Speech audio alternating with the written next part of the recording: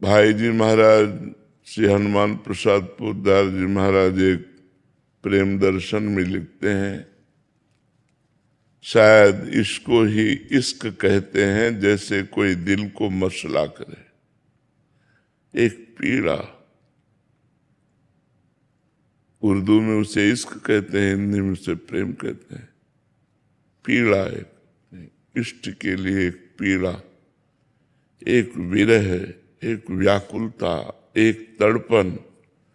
प्रेम की जो अवस्था है, चरम अवस्था तो बताई नहीं जा सकती, क्योंकि अनिर्वचनीयम प्रेम स्वरूपम, प्रेम के स्वरूप का प्रवचन नहीं हो सकता, वचन के द्वारा उसे बताया नहीं जा सकता। प्रतिक्षण वर्धमानम, क्योंकि वो प्रतिक्षण बढ़ता रहता है। सूक्ष्मतरम, बड़ा सूक्ष्म विषय प्रेम है। अनुभव स्वरूपम, वो केवल अनुभव में आता है। कामना रहितम, उसमें कोई कामना नहीं होती। हृदय में एक व्याकुलता, जब से तुम बिछुरे पिए प्यारे, कबहु न पायो चैन, दरस बिन दुखन लागे नैन। अपने प्यारे के लिए न रात्रि में नींद आती है, न भोजन अच्छा लगता है, न हंसना अच्छा लगता है, न कोई भोग अच्छा लगता है, न कोई बातचीत अच्छी लगती है। नारायण हरिभजन में ये पांचों न सुहात, विषय भोग, निद्रा, हंसी, जगत प्रीति, बहुबात। बहुत लोगों से बात करना, हंसना, मजाक करना, मनोरंजन करना, ये सब भूल जाता है उपासक। रात दिन केवल प्रभु के लिए तड़पन, वो अंदर की तड़पन।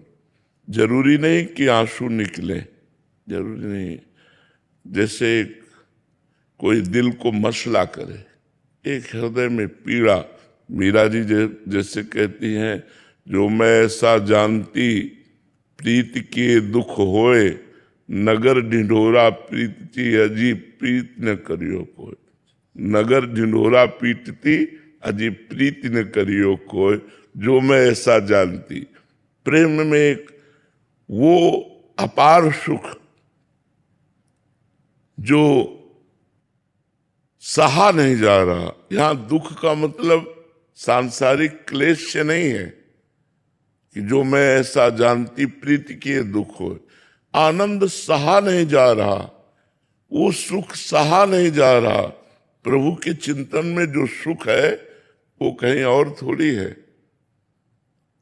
एक हृदय में विशेष आनंद की उल्लास जो सहा नहीं जा रहा, रात दिन सहा नहीं जा रहा, ऐसा लग रहा है हृदय फट जाएगा। तभी तो धीरे धीरे धीरे धीरे सहत सहत बाढ़े भगति, गृह तन गुरुहित गार। धीरे धीरे सहते सहते हृदय इतना मजबूत हो जाता है कि प्रभु की रूप माधुरी को देखकर भी वो जिंदा रहता है। नहीं, प्रभु के रूप को देखते ही दिल की गति रुक जाए, प्राण निकल जाए। इतने सुंदर, इतने आनंद समुद्र है कि प्राण निकल जाए। एक प्रसंग आता है, श्री कृष्णदास जी वल्लभाचार्य जी के शिष्य, तो श्रीनाथ जी के लिए सामान लाने के लिए जाया करते थे, भोग की, श्रृंगार की सामान लाने। जहां भी जाने को मिला तो आगरा गए हुए थे, तो देखा कुछ लोग एकत्रित हैं, भीड़ लगी हुई है। कौतूहलवश वो भी चले गए, क्या हो रहा है? तो देखा वहां वैश्या नृत्य कर रही थी, एक नवीन वैश्या, और ऐसे हाव भाव प्रस्तुत कर रही थी। बहुत अच्छा लगा उसके हाव भाव देखकर।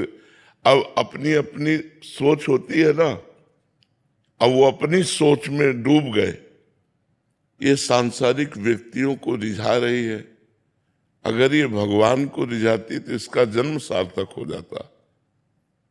उस समय उन्होंने 10 रुपया ऐसे, तो वो वैश्या नजदीक आई, वैश्या को देखा, वैश्या ने समझा ये हम पर लुभायमान हो रहे हैं, 10 रुपया दिया। तो जहां रुके हुए थे वहां बुलाया साथ समाज के सहित, और कहा जिस राग में हम कह रहे हैं ये पद सुनाओ। वो प्रवीण वैश्या थी, आलाप लेकर के उसी राग में, और जैसे उनका ऐसा अभिनय करो जैसे सामने बादशाह बैठा हो, और बादशाह के सामने जिस लिहाज से नृत्य किया जाता वैसा नृत्य किया। 1000 मुद्राएं दी और कहा यदि हमारे बादशाह के सामने चलो तुम जितना धन कहोगे वो तुम्हें देंगे। उनके आदमियों को धन दे दिया, उनको हटा दिया और कहा हमारे साथ चलो। अब वो धन की लोभी वैश्या उनके साथ चली आई। अब पूरे ब्रजमंडल में बदनामी हो गई कि कृष्णदास जी इतने बड़े महात्मा और 60-70 वर्ष के, बोले नए यौवन अवस्था की वैश्या को लाए हैं। अब संतों का दिमाग अलग होता है ना। अब समाज में तो ये निंदा होने लगी कि अरे यार इनकी बुढ़ापा में बुद्धि वैश्या में लग गई। यार भगवान की बड़ी विचित्र माया है। अपनी कुटिया के बगल में कुटिया बनवाई रहने के पास, और समस्त ब्रजमंडल के जो गिरिराज जी के जैसे मानसी गंगा, राधा कुंड, श्याम कुंड, ललिता कुंड, अप्सरा कुंड, सब में स्नान करवाया उसको। और पद ठाकुर जी श्रीनाथ जी का पद याद करवाया उसको, और कहा आज मैं अपने बादशाह के सामने ले चल रहा हूं, अगर तू परफेक्ट निकल गई तो तेरा बेड़ा पार हो जाएगा। जीवन भर के लिए मैं जितनी संपत्ति कहेगी दे देंगे, क्योंकि जानते थे कि बचेगी ही नहीं। सामने ले गए तो श्रीनाथ जी महाराज जी यहीं विराजमान थे गिरिराज जी में। वो तो बाद में गए हैं, नाथ द्वारा में बाद में गए हैं, पहले तो यहीं के तो प्रकट हुए हैं गिरिराज जी से। श्रीनाथ जी के सामने जो मंदिर गिरिराज जी में है ले गए और कहा नृत्य शुरू कर, और साजबाज अपने समाजियों का। और जे ही नृत्य करके ऐसे किया और ऐसे दृष्टि गई, देखा कोटि कोटि काम को मूर्छित करने वाले ललित त्रिभंगी। श्रीनाथ जी से कहा कृष्णदास जी ने कि हर बार सामान लाता हूं आपके लिए, इस बार एक नई सामान लाया हूं, इसे आप स्वीकार करें। नई सेवा सौंध है।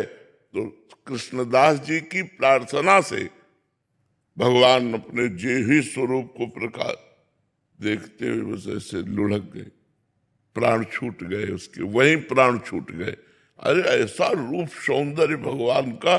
तभी तो देखो जैसे एक शीशा है, उसे कंकड़ मारो तो टूट जाएगा, लेकिन उसे गरम ठंडा करते हुए विज्ञान की पद्धति से ऐसा बनाया जाता है बुलेट प्रूफ कि गोली मारो तो भी असर नहीं करता। ऐसे ही हमारे हृदय को भक्ति के द्वारा भगवान इतना मजबूत बना देते हैं कि भगवान की रूप माधुरी क्या, भगवान के श्रीअंग की सेवा करते हुए भी वो स्वस्थ चित्त रहता है। नहीं, आनंद के समुद्र हैं भगवान। हम लोग क्षुद्र आनंद बिंदुओं को, जैसे प्यासा आदमी ओस कण चाटे, ऐसे हम भोगों से अपनी आस मिटाना चाहते हैं, प्यास मिटाना चाहते हैं, और हैं भगवान के अंश, इसलिए हमारी प्यास कहीं मिटती नहीं।